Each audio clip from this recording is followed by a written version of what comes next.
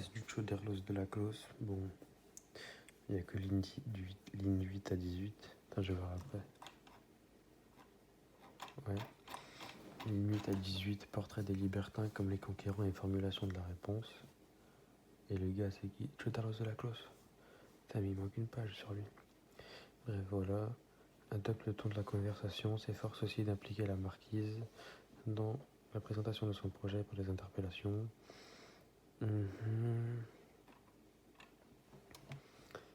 Animés par le même esprit de conquête et vocation de leur devoir de libertin, métaphore filière religieuse, comparaison entre le libertinage et les... Oh, je veux pas que je tombe sur ce texte. Ligne 15 et 18, quelle réponse donne-t-il finalement à la comtesse? En quoi entretient-il un certain mystère? Annonce le refus de la proposition faite par M, je sais pas c'est qui cette salope.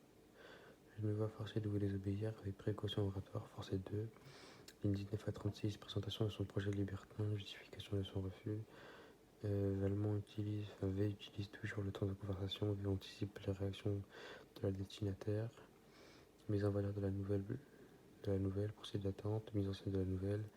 Le paragraphe exorde, utilise dans le but de la flatterie. Deuxième paragraphe, la narration. Contraste entre les deux projets, des proies. Position sur le plan social, position sur le plan moral. Le gars utilise le registre épique, il y a le destin,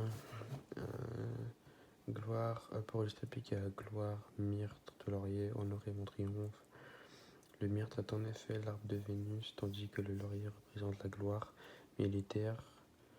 Voilà, truc de Rome à l'époque, associé à la personnification de l'amour. Cette double allégorie de la victoire de l'amour renforce la dimension épique du texte. Ok, du coup là on a quand même l'intro. Choderlos de la Clos a eu une carrière militaire tout en s'adonnant à l'écriture. Il commença la rédaction des Liaisons dangereuses en 1778 lorsqu'il est en garnison à Bordeaux. Ce roman épistolaire paraît en 1782 et connaît un grand succès.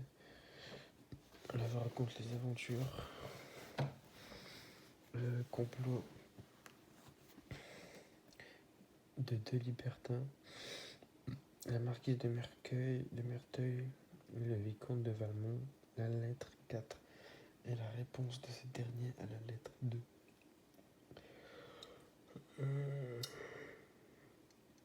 À la lettre 2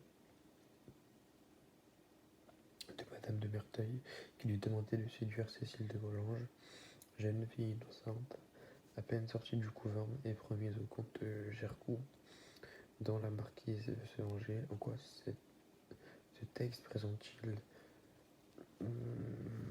l'intrigue à travers une lettre dans laquelle Valmont déploie tout un art oratoire? L'extrait étudié,